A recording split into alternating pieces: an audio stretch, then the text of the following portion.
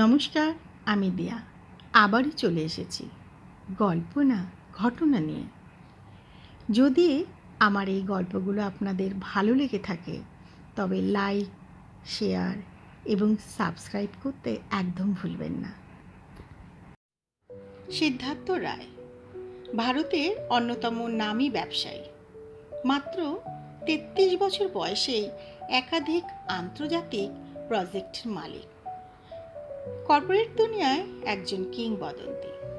কিন্তু হাজার আলো ঝলমলের পার্টি, মিডিয়ার ফ্ল্যাশ, কোটি টাকার প্রজেক্ট, এসবের মাঝেও একটা স্থায়ী শান্তি যেন হারিয়ে গিয়েছিল ওর জীবনে।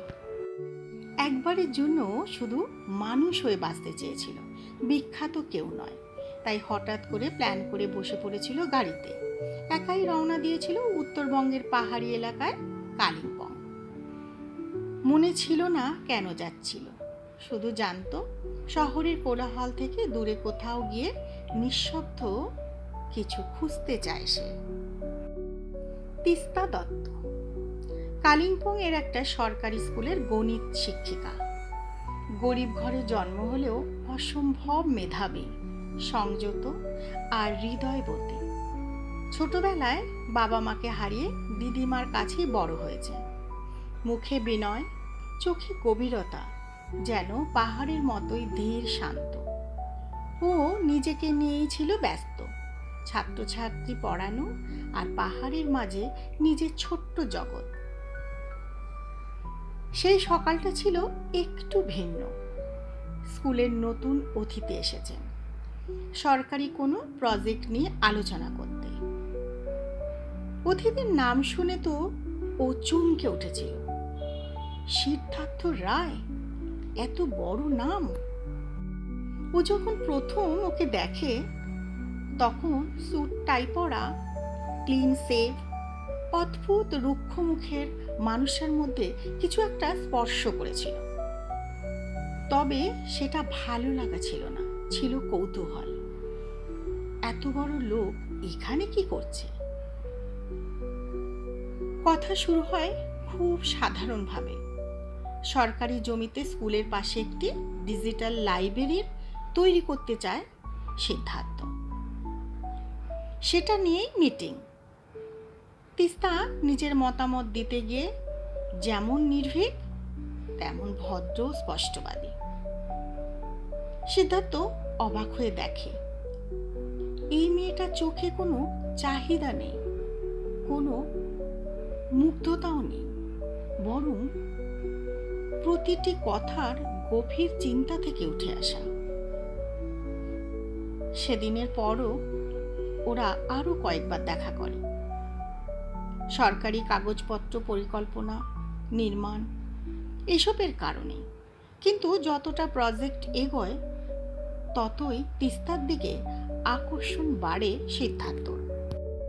ওকে ভালো লাগে ওর সরলতা, ওর গলার নরম সুর, আর সেই চোখ দুটো যেখানে শান্তি আছে, বিশ্বাস আছে, অথচ দূরে টানার একটা ক্ষমতাও আছে। একদিন দুপুরে তিস্তা স্কুলে থেকে ফিরে নিজের চায়ের কাপ নিয়ে বারান্দায় বসেছিল। ঠিক তখনই দেখে পাহাড়ি রাস্তায় দাঁড়িয়ে সিদ্ধার্থ একটা ছোট্ট ছেলের সঙ্গে ফুটবল খেলছে। স্যুট খুলে রাখা, মুখে হাসি, চোখে শিশুসুলভ আনন্দ। তিস্তার মনের ভেতর কেমন যেন একটা ধাক্কা লাগে। এই মানুষটাই কি সেই কোটিপতি সিদ্ধার্থ রায়?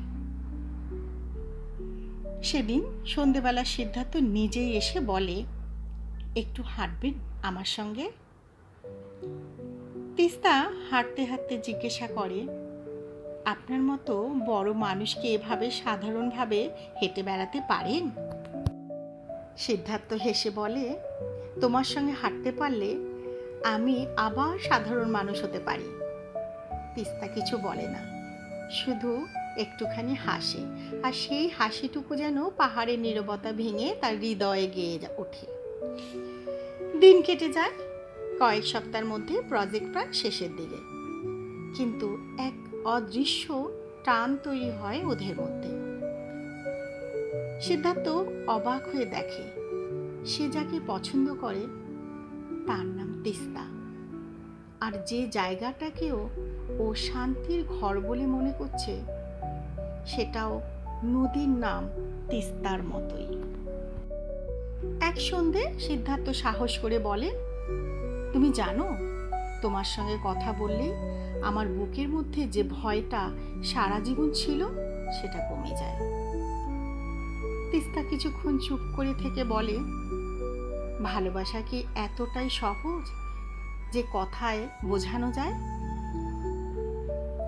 সিদ্ধার্থ বলে, তুমি চাইলে আমি তোমার ছাত্রী হতে পারি, প্রতিদিন তোমার থেকে ভালোবাসা শিখব। তিস্তা চোখ নামিয়ে নেয়। সেই সন্ধে কোনো উত্তর দেয় না তিস্তা।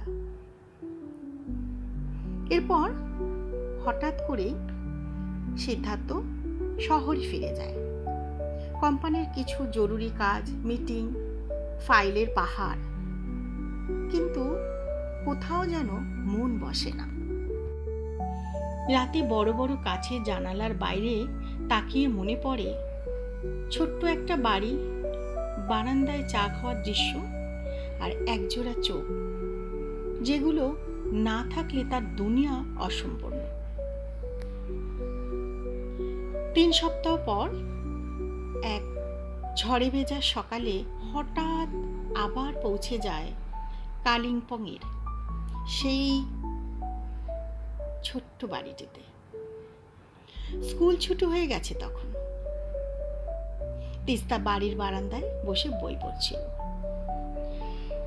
সামনে দাঁড়িয়ে সিদ্ধার্থ বলে, আমি এসেছি কারণ আমি নিশ্চিত ভালোবাসা বলে কিছু আছে এবং আমি সেটা শুধু তোমার কাছ থেকেই পেতে চাই।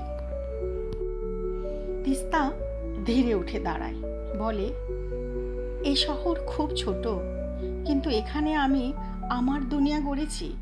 তুমি কি শহরের আলো ফেলে এখানে থাকতে পারবে? সিদ্ধার্থ নিঃসংকোচে বলে, তোমার চোখে যে পাহাড় আছে সেটা আমার যে কোনো টাওয়ারের চেয়ে বড়। আমি শুধু সেই পাহাড়ে থাকতে চাই চিরদিন। ওরা বিয়ে করে খুব ঘরোয়াভাবে, পাহাড়ের মাঝে কুয়াশার ভিতর দিয়ে ধরা দেয় এক নতুন জীবনের শুরু। মিডিয়া জানে না, শহরও জানে না, তারা শুধু জানে একটা মানুষ তার খ্যাতিকে সরিয়ে রেখে একজন সংযত মেয়ের ভালোবাসায় নিজেকে খুঁজে পেয়েছে, আর একটা মেয়ে তার শান্ত জীবনে পেয়েছে এক বিশ্বস্ত হৃদয় যেটা কখনো তাকে দমিয়ে রাখবে না, বরং সব সময় তাকে উড়িয়ে দেবে। ভালোবাসা সব সময় বড় হয় যখন সেটা অহংকার ছাড়িয়ে হৃদয়ের ভেতর থেকে আসে। নমস্কার।